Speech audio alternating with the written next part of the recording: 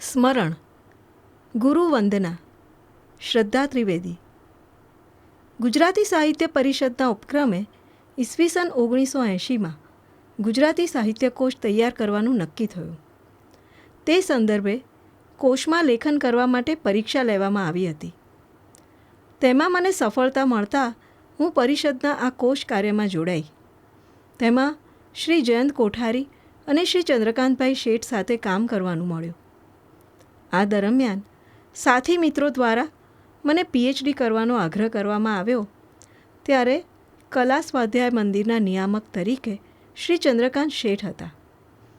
મારા બાળકો નાના હોવાથી મધ્યકાળના કોશમાં કામ કરતી હોવા છતાં મેં ગુજરાતીમાં બાળ વાર્તાનું સ્વરૂપ અને વિકાસ પર સંશોધન કરવાનું નક્કી કર્યું, જેથી ઘેર બાળકોને પણ વાર્તાઓ કહી શકું.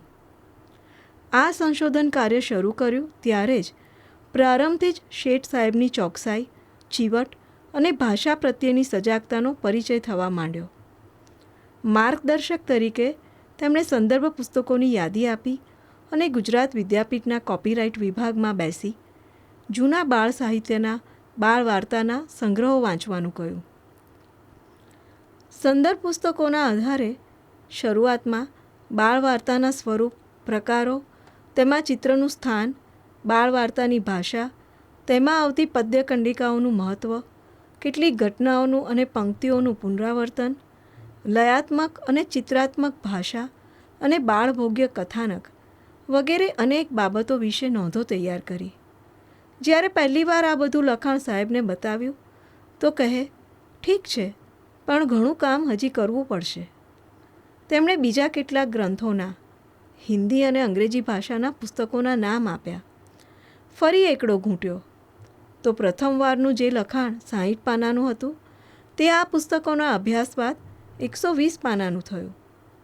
આમ માર્ગદર્શક વિદ્યાર્થીને તેના વિષયના ઊંડાણમાં કેટલે સુધી લઈ જઈ શકે તે અનુભવ્યું. તે સમયે ભારતીબેન ઝવેરી સિવાય કોઈએ બાળ વાર્તા કે બાળ સાહિત્ય પર ઐતિહાસિક કે સૈદ્ધાંતિક રીતે કાર્ય કર્યું નહોતું.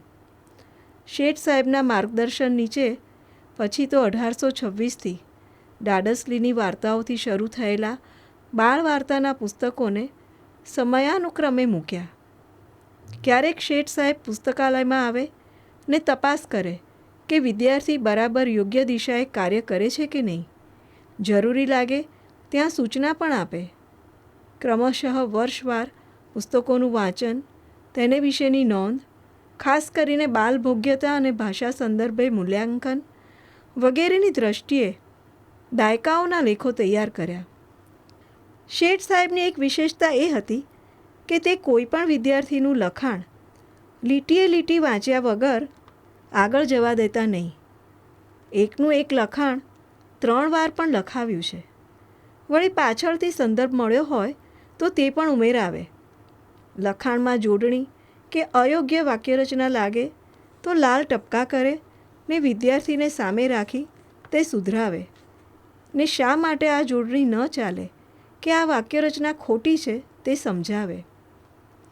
ગુજરાત વિદ્યાપીઠના કોઈ પણ વિદ્યાર્થીનું એક ફકરાનું લખાણ હોય કે અમારા જેવા પીએચડીના વિદ્યાર્થીનો સંશોધન ગ્રંથ હોય, તેમની સૂક્ષ્મ નજર નીચેથી પસાર થાય ને થાય જ. જ્યાં સુધી તેમને સંતોષ ન થાય ત્યાં સુધી તે ફરી લખાવે. માહિતીમાં શંકા લાગે તો જાતે જ મૂળ પુસ્તકમાં પણ જુએ, ચકાસે ને પછી જ સ્વીકારે. શબ્દની ઉપાસના કોને કહેવાય તે મને મારા ગુરુ માર્ગદર્શક શેઠ સાહેબની કાર્યપદ્ધતિ અને એકાગ્રતાથી વાંચનની તેમની સ્વભાવગત ટેવથી સમજાયું છે.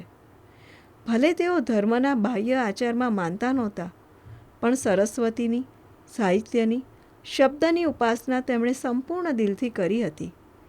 આવા માર્ગદર્શકના હાથ નીચે મને સંશોધન કાર્ય કરવાની તક મળી, તેને હું મારું સદભાગ્ય સમજું છું.